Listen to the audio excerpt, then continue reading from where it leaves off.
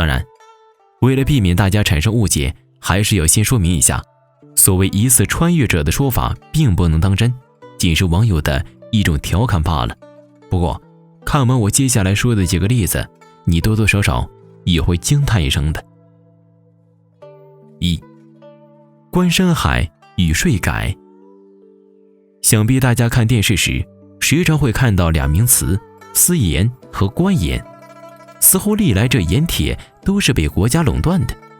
那这盐铁为啥会被垄断呢？这还要归功于管仲先生。当年齐桓公国库空虚，需要金钱，这管仲寻思了一下，齐国濒临大海，盛产食盐，而这食盐又是刚需，人人都要买，卡住刚需，从专营垄断上弄钱，就可以取之于无形，使人不怒。为此，管仲专门为桓公算了一笔账，齐国有100万人，按此来算，大概一天就能进账200余万钱，一个月下来就是6000万钱。6000万钱是什么概念呢？相当于春秋时期2个大国的月收入总和。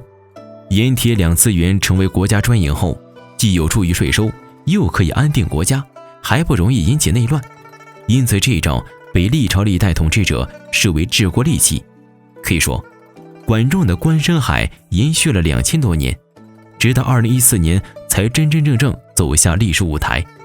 当然，不仅如此，公元前679年，他开出各种优惠政策，比如对内取消了过路税，只在出售的时候征收一次税负；对外，空车来的不征税，徒步背东西来的不征税，驾车来的商人还可以免费吃饭，并和各国达成关税协定，降低关税。齐国的优越地理位置以及这些政策吸引了许多外商，让齐国一跃成为春秋时期的经济特区，使得齐国的经济一时无两。2. 贸易战与预税于价。预税于价这个词，大家听来可能不熟悉，那要是说到商品税，想必大家都知晓了。管仲提出了把税收隐藏在商品中，实行间接税，使纳税者在不知不觉中就纳了税，取之于无形，使人不怒。这一手法让齐国国库充盈，并且延续1000年。当然，管仲最为人津津乐道的还是那3次漂亮的贸易战：买路治楚、衡山之谋与提战灭鲁。先来说说买路治楚吧。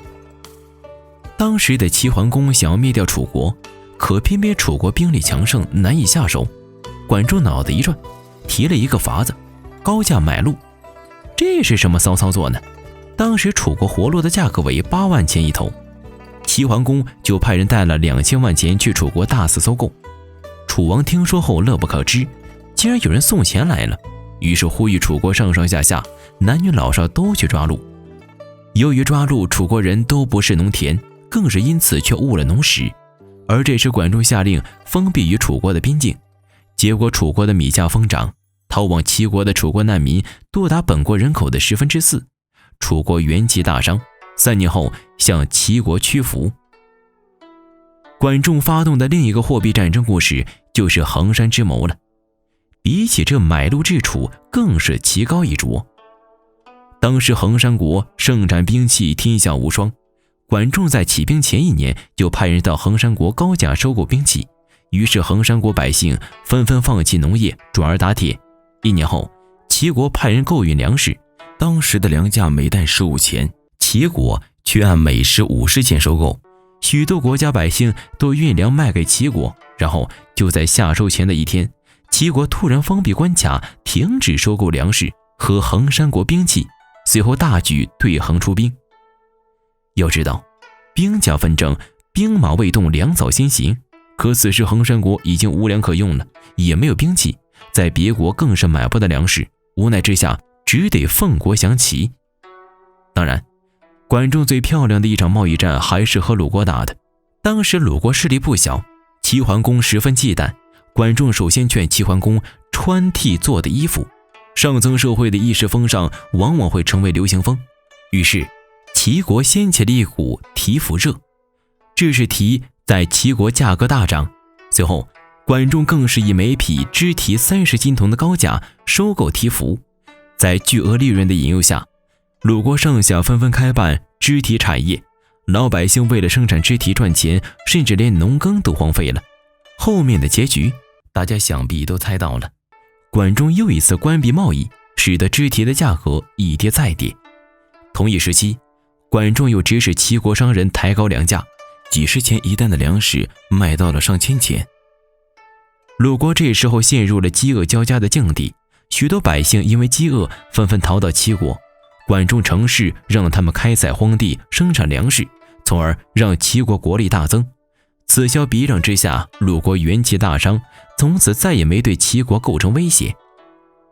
在任何时代，一种商品价格暴涨都会带来巨额利润，心头兵总是能尝到甜头。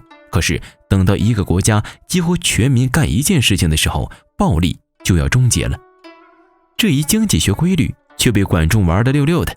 要知道，在春秋时期，美国还是一片荒土，欧洲尚未开化，可中国的管仲居然熟练运用经济学知识，通过贸易战不战而屈人之兵，可以说是十分与众不同了。在国家治理方面，管仲创设了3选制选拔人才，并且提出向地征税，在荒年或是经济萧条时期推行以工代税等，这些都是管仲的经世之举。3. 精准的临终预言。不仅如此，管仲这一生几乎没有看错人，而临终预言更是一语成真，精准万分，让人都津津乐道。首先要先提及3个历史上赫赫有名的人：易牙、树雕、魏开方。这3人都是狠人呐。易牙是齐桓公的近臣，善厨艺，听闻齐桓公什么都吃过，就人肉没吃过，就把自己儿子蒸了给齐桓公。魏开方是春秋时期的一位贵族，为表忠心15年没有回家，父母去世也不回国奔丧。而树雕更狠，为了帮助齐桓公管理内宫，竟主动阉割了自己。管仲认为易牙、树雕3人的行为不符合常理，临终之时，他更是直接对齐桓公进言，这3人必须驱逐，否则必有大患。可惜齐桓公最后没有听信管仲之言，重用3人，导致3人专权。齐桓公最后更是被活活饿死在宫中。此时用衣袖蒙脸，表示无颜面去见地下早走的管仲。齐桓公死后，树雕几人赶走太子，齐国大乱，一直到67天后，整个寝宫臭气熏天，蛆虫满地爬，才被安葬。可以说，管仲在军事、经济、世人方面都有着精准的眼光，他的许多政策措施更是异常超前。可古怪的是，他自己去做生意却屡伤屡败，去打仗也当了3回逃兵，可以说和他后来的壮举形成了十分明显对比。这也使得不少认为管仲是一个浑越之人。当然，和视频开头所说的一样，这些猜测以及所谓穿越者的说法只不过是网友脑袋大开的调侃而已。毕竟中国历史悠久，能人辈出，从概率学上来讲，偶尔出现一些思想超前的牛人也实属正常。对此你是怎么看的呢？